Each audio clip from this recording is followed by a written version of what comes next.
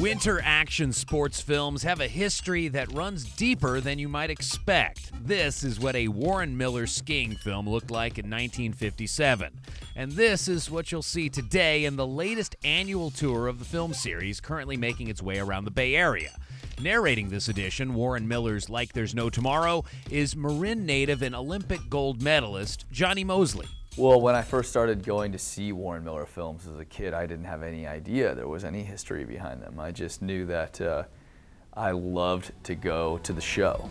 And Moseley's involvement with the film series spans the past couple of decades. I think I didn't realize how significant the Warren Miller movies were until I skied in the 50th anniversary film.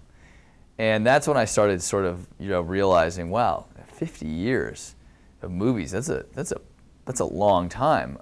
The history of the skiing isn't that much deeper in the U.S. And the films in the winter sports genre don't stop with skiing. Snowboarding, like that captured in the new Red Bull Media House and Brain Farm's digital cinema release, The Art of Flight, pushes all kinds of limits with cinematography and storytelling.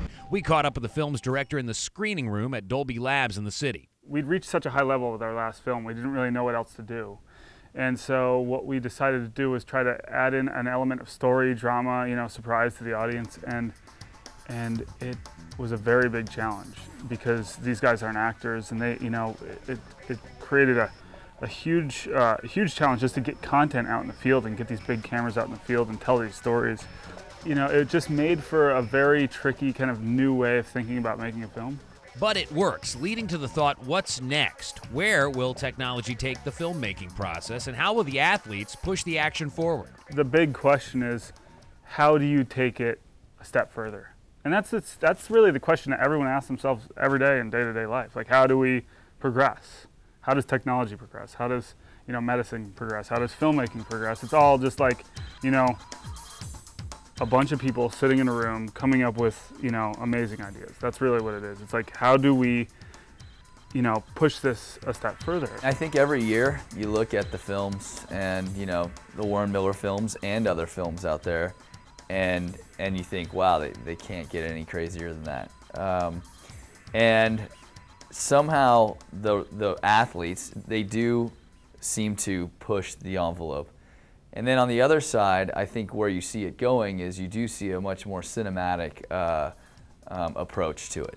And that approach helps serve many functions, especially as it relates to the way the athletes present themselves to ever-growing audiences. Primarily, the athletes in action sports are going out and making films because that is the way that they experience the most kind of joy out of their career, is going out, say, into the backcountry or out skateboarding, go out in the street, motocross, going out in the desert, So there isn't a live audience, so it's a completely different way of like looking at a career in sports.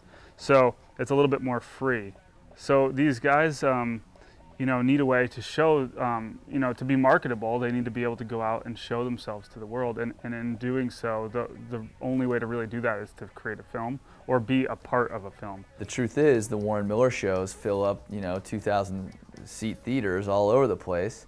And, there's something to be said for that. People want to go see it and be around people who are fired up for the ski season. As soon as it starts getting cold, it really is a bit of a culture.